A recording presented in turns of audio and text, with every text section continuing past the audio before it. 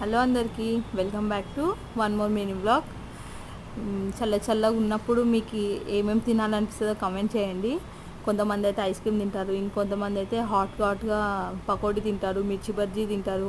కొంతమంది అయితే non veg lovers అయితే చికెన్ పకోడీ అలా వెరైటీస్ తింటారు. నాకైతే చల్లగా వెదర్ ఉన్నప్పుడు కంపల్సరీ చాయ్ అయితే పడాల్సిందే కడుపులో. ఎంత చలికాలం వచ్చినా వానాకాలం వచ్చినా ఒక 15 టైమ్స్ అయినా నేను ఛాయ్ తాగుతాను డైలీ లేచినప్పటి నుంచి.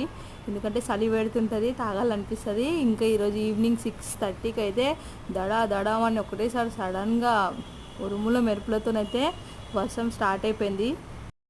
ఫుల్ వర్షం అయితే పడింది. కిటికీలు డోర్స్ అయితే ఇట్లా కొట్టుకుంటున్నాయి, అంత గాలి వర్షం అయితే వచ్చింది. ఇంకా అప్పుడు వర్షం పడుతుంటే నేనైతే ఈవినింగ్ స్నాక్స్కి ఛాయ్ అయితే పెట్టుకున్నా. ఫస్ట్ నాకు ఉండాల్సింది మెయిన్ ఛాయ్ అయితే ఉండాలి. ఇంకా ఇదైతే నేను నమక్ పరా అయితే చేశాను. ఎంత సూపర్ ఉంది తెలుసా కాంబినేషన్ అయితే.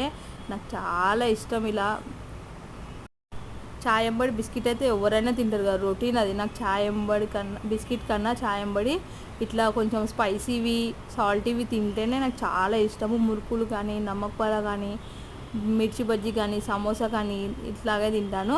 మీరు మీ రైనీ సీజన్ ఎలా ఎంజాయ్ చేస్తున్నారో చెప్పండి. నేనైతే ఇలా సింపుల్గా అయితే ఇంట్లో నుండి పిల్లల్ని చూసుకుంటూ బాగా ఎంజాయ్ చేస్తున్నాను. వీడియో నచ్చితే లైక్ చేయండి, సబ్స్క్రైబ్ చేసుకోండి. Thank you for more.